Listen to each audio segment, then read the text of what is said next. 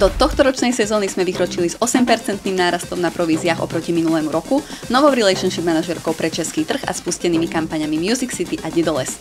Ja som Zuzka a v tejto minútke s Dognetom si zhrnieme mesiac september.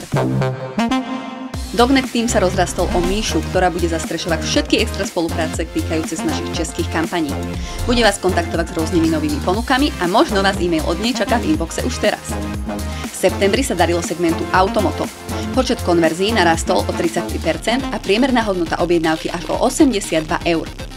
Najobľúbenejšie kampane sú Pneumatiky.cz a Autodiely Gafa.sk. Darilo sa však aj segmentu Šport. Počet konverzií tu narastol o 31% a najobľúbenejšími kampaňami sú Jimbim.sk a Decathlon.sk.